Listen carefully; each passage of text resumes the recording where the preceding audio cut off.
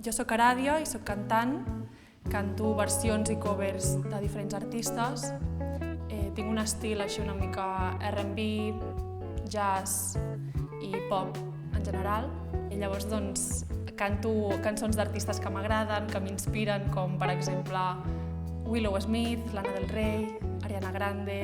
I el que presento al Niu serà un concert amb una mica...